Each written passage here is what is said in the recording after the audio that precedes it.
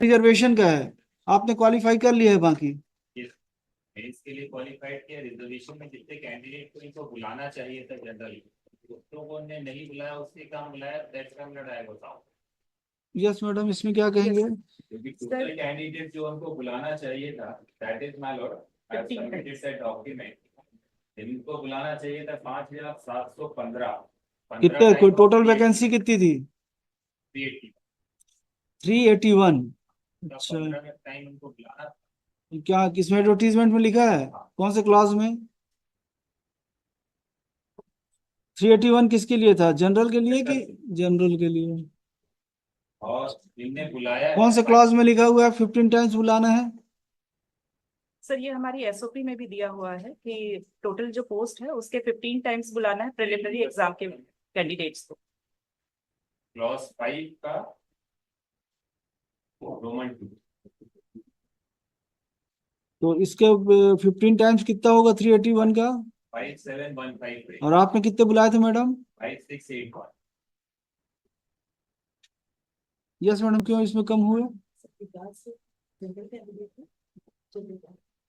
Sir अगर merit list में कोई ऐसा कैंडिडेट जो किसी कैटेगरी को बिलोंग करता हो, चाहे वो एसटी एससी या ओबीसी का हो, और वो अगर थोड़ा ज्यादा मार्क्स ऑब्टेन करता है तो वो उस लिस्ट में शामिल हो जाएगा, भले ही जनरल कैंडिडेट जो होगा वो नीचे चला जाएगा।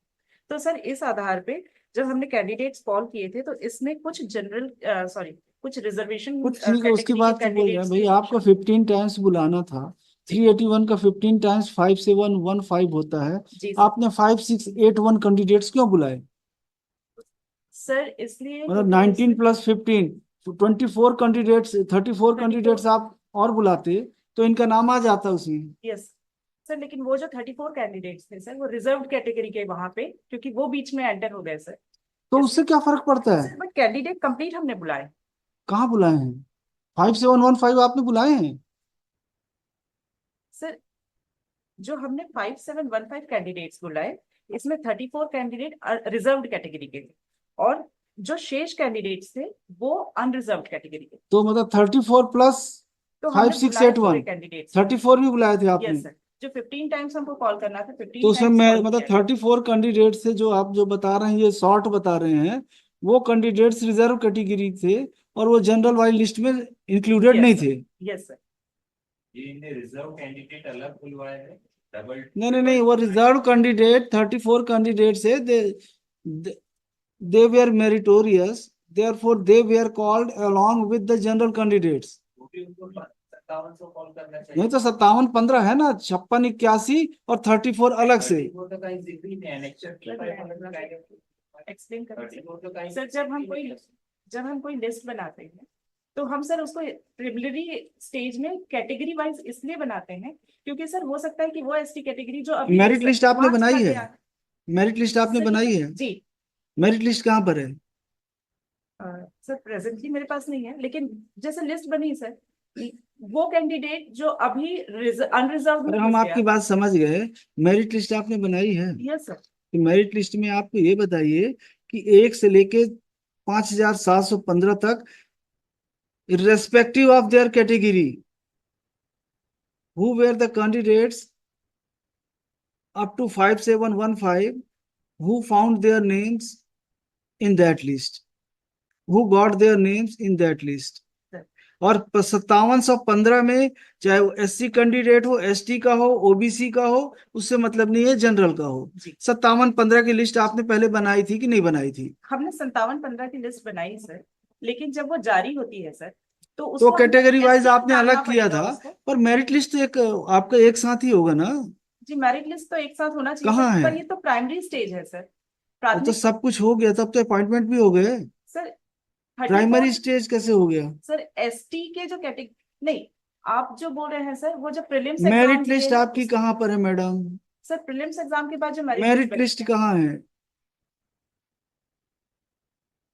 सर एसटी कैटेगरी प्लस 34 है सर, जितने कैंडिडेट मेरिट लिस्ट कहाँ है मैडम? उसमें सर मेरिट लिस्ट होगा हमारे साथ में, लेकिन मेरे पास अभी नहीं है सर प्राथमिक प्राइमरी वाले। मेरिट लिस्ट दिखाइए आप कि आपने 5715 की लिस्ट बनाई थी, 15 टाइम्स ऑफ 381। टोटल पोस्ट कितने थे? 381 थे ना जनरल के लिए। तो जनरल की मेरिट लिस्ट बनी थी 5715 की लिस्ट बनी थी, और उसमें कौन किस कैटेगरी का है वो बात की बात है।